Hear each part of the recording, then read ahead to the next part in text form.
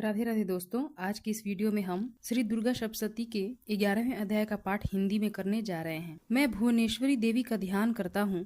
उनके श्री अंगों की आभा प्रभात काल के सूर्य के समान है और मस्तक पर चंद्रमा का मुकुट है। वे उभरे हुए स्तनों और 3 नेत्रों से युक्त हैं। उनके मुख पर मुस्कान की छटा छाई रहती है और हाथों में वरद, अंकुश, पाश एवं अभय मुद्रा शोभा पाते हैं। ऋषि कहते हैं, देवी के द्वारा वहां महादैत्य पतिशुंभ के मारे जाने पर इंद्र आदि देवता अग्नि को आगे करके उन कात्यायनी देवी की स्तुति करने लगे। उस समय अभीष्ट की प्राप्ति होने से उनके मुख कमल दमक उठे थे और उनके प्रकाश से दिशाएं भी जगमगा उठी थी। देवता बोले, शरणागत की पीड़ा दूर करने वाली देवी हम पर प्रसन्न हो। संपूर्ण जगत की माता प्रसन्न हो। विश्वेश्वरी, विश्व की रक्षा करो। देवी, तुम ही चराचर जगत की अधीश्वरी हो। तुम इस जगत का एकमात्र आधार हो, क्योंकि पृथ्वी रूप में तुम्हारी ही स्थिति है। देवी, तुम्हारा पराक्रम अलंघनीय है। तुम ही जल रूप में स्थित होकर संपूर्ण जगत को तृप्त करती हो। तुम अनंत बल संपन्न वैष्णवी शक्ति हो। इस विश्व की कारण भूता परा माया हो। देवी, तुमने इस समस्त जगत को मोहित कर रखा है। तुम ही प्रसन्न होने पर इस पृथ्वी पर मोक्ष की प्राप्ति कराती हो। देवी, संपूर्ण विद्याएं तुम्हारे ही भिन्न भिन्न स्वरूप हैं। जगत में जितनी स्त्रियां हैं वे सब तुम्हारी ही मूर्तियां हैं। जगदम्ब, एकमात्र तुमने ही इस विश्व को व्याप्त कर रखा है। तुम्हारी स्तुति क्या हो सकती है। तुम तो स्तुवन करने योग्य पदार्थों से परे एवं परावाणी हो। जब तुम सर्व स्वरूपा देवी स्वर्ग तथा मोक्ष प्रदान करने वाली हो, तब इसी रूप में तुम्हारी स्तुति हो गई। तुम्हारी स्तुति के लिए इससे अच्छी स्तुतियां और क्या हो सकती हैं। बुद्धि रूप से सब लोगों में हृदय में विराजमान रहने वाली तथा स्वर्ग एवं मोक्ष प्रदान करने वाली नारायणी देवी, तुम्हें नमस्कार है। कला, काष्ठा आदि के रूप में क्रमशः परिणाम की ओर ले जाने वाली तथा विश्व का उपसंहार करने में समर्थ नारायणी, तुम्हें नमस्कार है। नारायणी, तुम सब प्रकार का मंगल प्रदान करने वाली मंगलमयी हो। कल्याणदायिनी शिवा हो।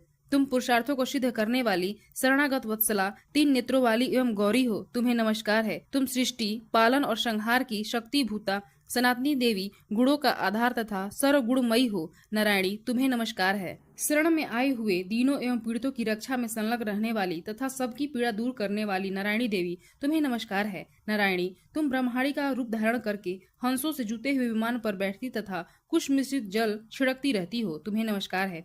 माहेश्वरी रूप से त्रिशूल, चंद्रमा एवं सर्प को धारण करने वाली तथा महान वृषभ की पीठ पर बैठने वाली नारायणी देवी, तुम्हें नमस्कार है। मोरों और मुर्गों से घिरी रहने वाली तथा महाशक्ति धारण करने वाली कौमारी रूप धारिणी निष्पापे नारायणी, तुम्हें नमस्कार है। शंख, चक्र, गदा और शारंग धनुष रूप उत्तम आयुधों को धारण करने वाली वैष्णवी शक्ति रूपा नारायणी, तुम प्रसन्न हो। तुम्हें नमस्कार है। हाथ में भयानक महाचक्र लिए और दाढ़ों पर धरती को उठाए हुए वराही रूप धारणी कल्याणमयी नारायणी, तुम्हें नमस्कार है। भयंकर नृसिंह रूप से दैत्यों के वध के लिए उद्योग करने वाली तथा त्रिभुवन की रक्षा में संलग्न रहने वाली नारायणी, तुम्हें नमस्कार है। मस्तक पर किरीट और हाथों में महावृष धारण करने वाली, सहस्त्र नेत्रों के कारण उद्दीप्त दिखाई देने वाली तथा वित्रासुर के प्राणों का अपहरण करने वाली इंद्र शक्ति रूपा नारायणी देवी, तुम्हें नमस्कार है। शिवदूती रूप से दैत्यों की महती सेना का संहार करने वाली, भयंकर रूप धारण तथा विकट गर्जना करने वाली नारायणी, तुम्हें नमस्कार है।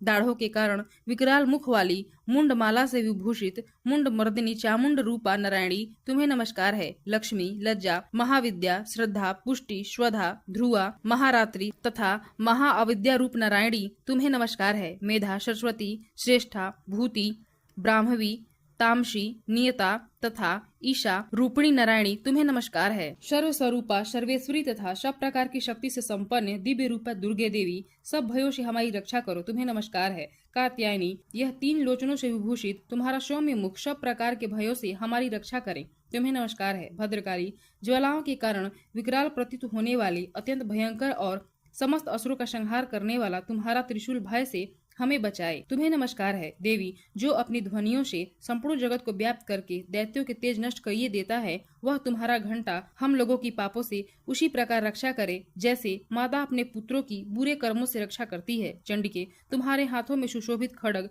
जो असुरों के रक्त और चर्बी से चर्चित है, हमारा मंगल करे। हम तुम्हें नमस्कार करते हैं। देवी, तुम प्रसन्न होने पर सब रोगों को नष्ट कर देती हो और कुपित होने पर मनवांछित सभी कामनाओं का नाश कर देती हो। जो लोग तुम्हारी शरण में जा चुके हैं उन पर विपत्ति तो आती ही नहीं। तुम्हारी शरण में गए हुए मनुष्य दूसरों को शरण देने वाले हो जाते हैं। देवी अंबिके, तुमने अपने स्वरूप को अनेक भागों में विभक्त करके नाना प्रकार के रूपों से जो इस समय इन धर्मद्रोही महादैत्यों का संहार किया है, वह सब दूसरी कौन कर सकती थी। विद्याओं में ज्ञान को प्रकाशित करने वाले शास्त्रों में तथा आदि वाक्यों में तुम्हारे सिवा और किसका वर्णन है, तथा तुमको छोड़कर दूसरी कौन ऐसी शक्ति है जो इस विश्व को अज्ञानमय घोर अंधकार से परिपूर्ण ममता रूपी गड्ढे में निरंतर भटका रही हो। जहाँ राक्षस, जहाँ भयंकर विष वाले सर्प, जहाँ शत्रु, जहाँ लुटेरों की सेना और जहाँ दावानल हो, वहाँ तथा समुद्र के बीच में भी साथ रहकर तुम विश्व की रक्षा करती हो। विश्वेश्वरी, तुम विश्व का पालन करती हो, विश्व रूपा हो, इसलिए संपूर्ण विश्व को धारण करती हो। तुम भगवान विश्वनाथ की भी वंदनीय हो। जो लोग भक्ति पूर्वक तुम्हारे सामने मस्तक झुकाते हैं, वे संपूर्ण विश्व को आश्रय देने वाले होते हैं। देवी, प्रसन्न हो। जैसे इस समय असुरों का वध करके तुमने शीघ्र ही हमारी रक्षा की है, उसी प्रकार सदा हमें शत्रुओं के भय से बचाओ।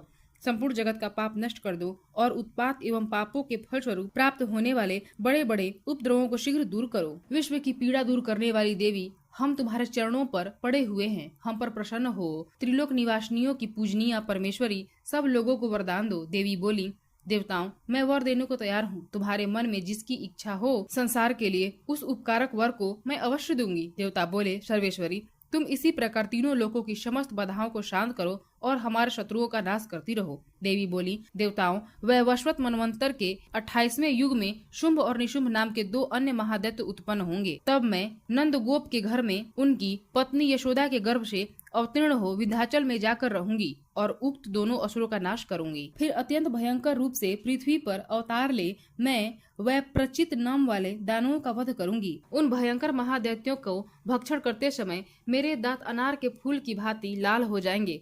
तब स्वर्ग में देवता और मृत्यु लोक में मनुष्य सदा मेरी स्तुति करते हुए मुझे रक्त दंतिका कहेंगे। फिर जब पृथ्वी पर 100 वर्षों के लिए वर्षा रुक जाएगी और पानी का अभाव हो जाएगा, उस समय मुनियों के स्तवन करने पर मैं पृथ्वी पर अयोनिजा रूप में प्रकट होऊंगी और 100 नेत्रों से मुनियों को देखूंगी। अतः मनुष्य शताक्षी इस नाम से मेरा कीर्तन करेंगे। देवताओं, उस समय मैं अपने शरीर से उत्पन्न हुए शाकों द्वारा समस्त संसार का भरण पोषण करूंगी। जब तक वर्षा नहीं होगी तब तक वे शाक ही सबके प्राणों की रक्षा करेंगे। ऐसा करने के कारण पृथ्वी पर शाकंभरी के नाम से मेरी ख्याति होगी। उसी अवतार में मैं दुर्गम नाम महादैत्य का वध भी करूंगी। इससे मेरा नाम दुर्गा देवी के रूप से प्रसिद्ध होगा। फिर मैं जब भीम रूप धारण करके मुनियों की रक्षा के लिए हिमालय पर रहने वाले राक्षसों का भक्षण करूंगी, उस समय सब मुनि भक्ति से नतमस्तक होकर मेरी स्तुति करेंगे।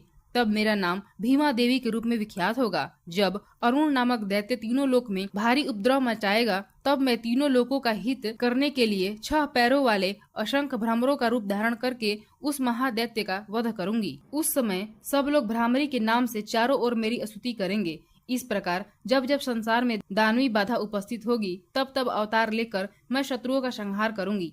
इस प्रकार श्री मार्कंडेय पुराण में सामर्णिक मनवंतर की कथा के अंतर्गत देवी महात्म्य में देवी स्तुति नामक 11वां अध्याय पूरा हुआ। प्रेम से बोलिए दुर्गा मैया की जय।